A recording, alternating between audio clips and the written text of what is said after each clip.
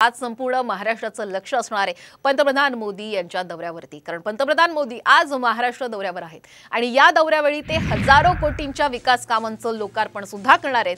तसंच नाशिकमध्ये काळाराम मंदिरात पूजाही करणार आहेत। आगामी निवडणुकीच्या दृष्टीने हा दौरा अत्यंत महत्त्वाचा मानला जातोय। नाशिकमध्ये ते राष्ट्रीय युवा महोत्सवाचं उद्घाटनही करतील। सकाळी 10 वाजता मोदी हे नाशिकमध्ये दाखल होण्याची शक्यता आहे। या महोत्सवाची जय्यत तयारीही करण्यात आलेली आहे। नाशिकचं रूपडं हे पालटलेलं आहे। ठिकठिकाणी साफसफाई रंगरंगोटी करण्यात आली आहे।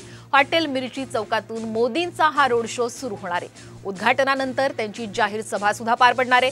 विशेष म्हणजे आज नवी मुंबईतील अटल सेतूचं लोकार्पण सुद्धा मोदी यांच्या हस्ते होणार आहे।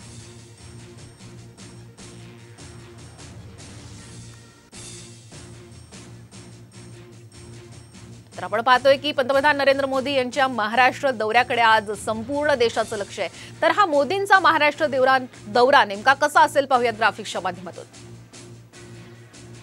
तर सकाळी 10 वाजता नाशिकच्या विमानतळावरती पंतप्रधान मोदी यांचं आगमन होऊ शकतं। तर 10:15 वाजता हा रोड शो मिरची चौकातून सुरू होईल।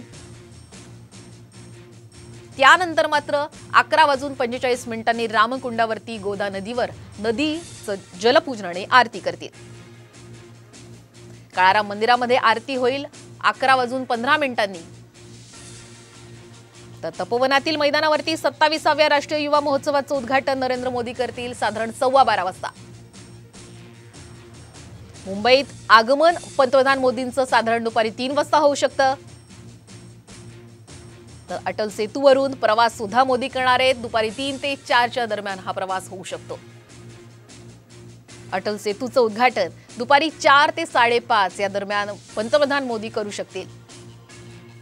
तर संध्याकाळी 6 वाजता पंतप्रधान मोदी हे पुन्हा दिल्लीला रवाना होणार आहेत।